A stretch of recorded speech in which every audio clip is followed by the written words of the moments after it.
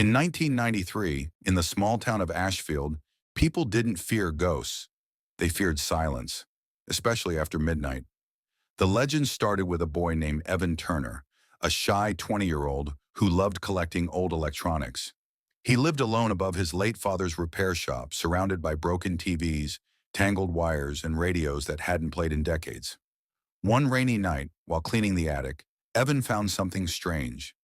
A 1950s wooden radio, heavy, dusty, and marked with the initials ETW burned into the back. The dials were stiff, and the speaker cloth was torn, but when he plugged it in, it crackled to life. At first it only hissed, then a soft male voice whispered, "The storm takes another at dawn." Evan froze. He turned the dials. Static. Nothing else. He laughed nervously, thinking it was a fragment from some old broadcast. But the next morning he heard sirens. A local fisherman had been found drowned. His name was Thomas Weller. The initials TW. That night Evan couldn't sleep. The wind howled outside as he stared at the radio, the glow of its dial the only light in the room. Then, at exactly 12:03 a.m., the static returned. "The next one is Clara." The voice stopped. Clara Jenkins was Evan's neighbor, a kind old woman who always brought him cookies.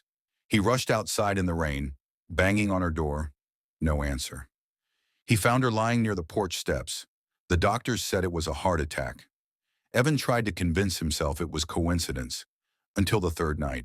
He sat beside the radio with a tape recorder, determined to prove something. At midnight, the radio spoke again, but this time it said his own name. "Evan Turner, 12 o'clock tomorrow." He fell back, heart pounding. He yanked the cord from the wall, but the radio kept playing. Panicking, Evan ran to Sheriff Miller, the only person who might listen. The sheriff laughed it off at first, until Evan played the tape. The voice was clear, cold, and emotionless. Miller's smile faded. They both returned to Evan's apartment. The radio sat silent, like nothing had happened. The sheriff checked the frequency. No known station matched it. He promised to keep it overnight for evidence. That was the last time anyone saw Sheriff Miller alive. The next morning, the sheriff's patrol car was found crashed at the edge of town, its siren still faintly flickering. Inside, the radio sat on the passenger seat, quietly hissing. When the deputies turned the knob, he tried to stop it, but no one can stop what was promised.